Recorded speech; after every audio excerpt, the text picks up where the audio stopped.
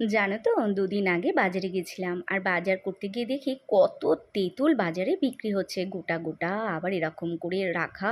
তো যাই হোক, দেখে ভীষণ লোভ হলো যে এটা তো এখন পাকা তেঁতুলের সিজন, আর এই সময় ভীষণ ফ্রেশ তেঁতুল পাওয়া যায়। মানে কোনো পোকা হয় না এই তেঁতুলগুলোর মধ্যে, কারণ একদম যেহেতু সিজনের। আর আমি ওনার টুক করে 1 কেজি তেঁতুল কিনে নিয়ে এসেছি। আর এত সুন্দর তেঁতুলগুলো যে কি বলো, বিশ্বাস করো, আমার জিভে শুধু জল আসছিল যখন আমি এডিট করছিলাম। আর এদিকে হচ্ছে খুব সুন্দর গুড় নিয়ে এসেছিলাম, আখের গুড়, যেটা হচ্ছে নাড়ু বানায় যেই গুড়টা, সেই গুড়টা। হ্যাঁ, তো সেই গুড়টার সঙ্গে 1 কাপ জল দিয়ে আমি বসিয়ে দিয়েছিলাম কড়াতে। আর এদিকে মশলাগুলো আমি ভেজে নিয়েছিলাম শুকনো করে, যেমন শুকনো লঙ্কা, দেখো, সর্ষে, মৌরি আর জিরে, আর ছিল ধনে। এই কটা জিনিস আমি শুকনো করে ভেজে রেখেছিলাম, এটা নামানোর সময় দেবো।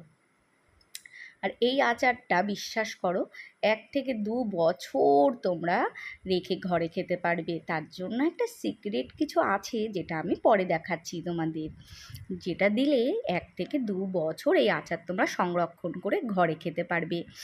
আর তোমাদের বলি, এর আগে আমি অনেক আচারের ভিডিও দেখিয়েছি, যেমন চালতা, আমলকি, কুল থেকে শুরু করে অনেক কিছু, সেগুলো আমার কিন্তু চ্যানেলে রয়েছে। তোমরা যারা দেখতে ভালোবাসো আচার, তারা আমার চ্যানেলটায় ঘুরে এসো, দেখবে অনেক রকম আচার আমি বানিয়েছি, আর তোমাদের ভীষণ ভালো লাগবে আমার চ্যানেলে ঘুরে আসলে।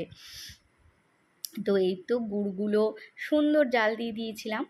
1 কেজি তেঁতুলে আমি কিন্তু গুড় দিয়েছি 1.5 কেজি, কারণ যেহেতু তেঁতুলটা তো টক আর গুড়টা তো একটু বেশি দিতেই হবে, তাই। তো এবার হচ্ছে ভালো করে নেড়ে চেড়ে নেওয়ার পালা। আর জানো জানো, এই সময় কালারটা এত সুন্দর এসেছিলো যে আমি আর কি বলবো, মনে হচ্ছে কখন নামাবো আর কখন এই কড়াইটা চেটে পুটে আমি খাবো। তবে হ্যাঁ, কড়াইটা লাস্ট পর্যন্ত আর চেটে পুটে আমি খেতে পারিনি, কিন্তু খুন্তিতে যে লেগেছিলো সেটা চেটে পুটে খেয়েছিলাম।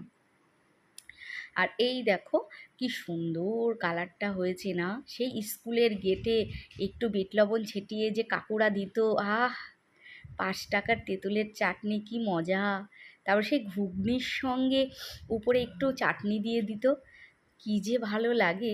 তবে হ্যাঁ, এখনও ফুচকার দোকানে গেলে লাস্টে একটা, কখনো কখনো কোনো কোনো দোকানে আমি দেখেছি একটু তেঁতুলের আচার ওই ফুচকার মধ্যে দিয়ে দেয়, তবে সব দোকানে নয়, কিছু কিছু দোকানে।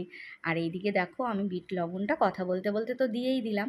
জানো তো, যে কোনো আচারে বিট লবণটাই ভালো লাগে, একটা আলাদাই ফ্লেভার হয়। এইবার আর কি জানো, এত শর্টকাটে আজকে আমি আচারটা বানিয়েছি, কিন্তু আচারটা যে এত সুন্দর হয়েছে না, তোমাদের আমি কি বলবো, বিশ্বাস করো।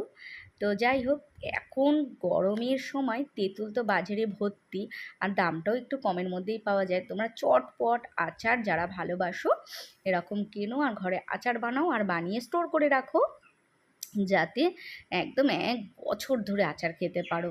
কারণ কি জানো তো, এই যে লাস্ট পাতে একটু আচার কিন্তু ভালোই লাগে, বলো।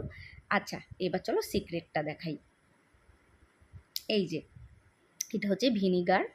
তো এরকম ভিনিগার নিয়ে আসবে, ভিনিগার এনে এই যে প্রায় 2-3 ঢাকনার মতন আমি ভিনিগারের জলটা দিয়ে দিলাম। আর এটা দিলেই কিন্তু আর নষ্ট হবে না।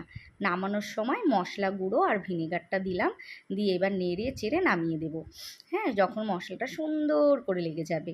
আর বিশ্বাস করো, এরকম আচার, কি বলবো, সেই শাল পাতায় করে একটু আচার দেবে, উপরে বিট লবণ ছিটিয়ে দেবে, উফ, কি যে ভালো লাগে, চেটে পুটে টু টু করে খেতাম। ছোটোবেলায় যে কী প্রিয় ছিল আমার, তোমাদের আমি কি বলবো।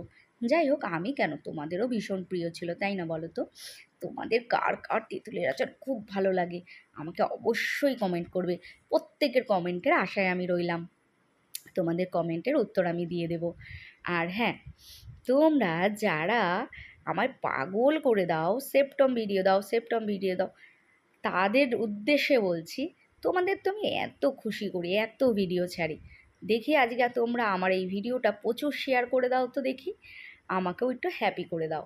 তাহলে আজকে এখানেই রাখছি, সবাই খুব ভালো থেকো, টাটা।